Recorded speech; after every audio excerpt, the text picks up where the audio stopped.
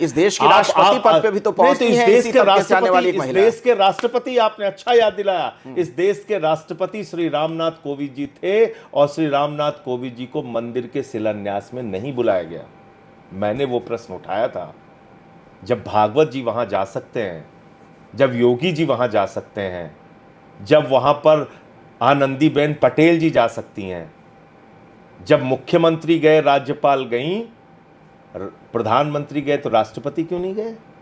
नहीं, आप सामाजिक न्याय की बात कर रहे हैं। क्योंकि वो दलित जाति से थे। नहीं तो आदिवासी तबके से आने वाली द्रौपदी मुर्मू भी राष्ट्रपति हैं। अब आ गई आदिवासी, देश की पहली महामहिम राष्ट्रपति श्रीमती द्रौपदी मुर्मू जी।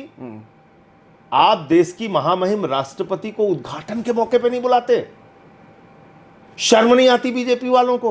मतलब उनकी जिस तबके से आती हैं इस वजह से भेदभाव किया गया? निश्चित रूप से। दो उदाहरण मैं आपको दे रहा हूं तो ना, उनको राष्ट्रपति क्यों बनाया गया? दो उदाहरण दे रहा हूं ना। शिलान्यास के मौके पे श्री रामनाथ कोविंद जी को नहीं बुलाया गया, प्रभु श्री राम के मंदिर का जब शिलान्यास हुआ। उद्घाटन के मौके पर जब नरेंद्र मोदी जी जाते हैं तो महामहिम राष्ट्रपति श्रीमती द्रौपदी मुर्मू जी को नहीं बुलाया जाता। लेकिन दोनों को राष्ट्रपति तो बीजेपी नहीं बनाया। अरे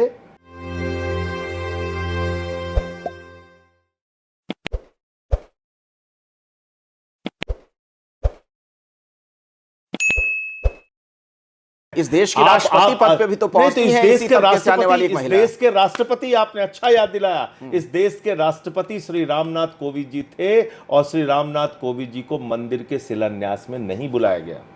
मैंने वो प्रश्न उठाया था, जब भागवत जी वहां जा सकते हैं, जब योगी जी वहां जा सकते हैं, जब वहां पर आनंदीबेन पटेल जी जा सकती हैं, जब मुख्यमंत्री गए, राज्यपाल गई, प्रधानमंत्री गए, तो राष्ट्रपति क्यों नहीं गए?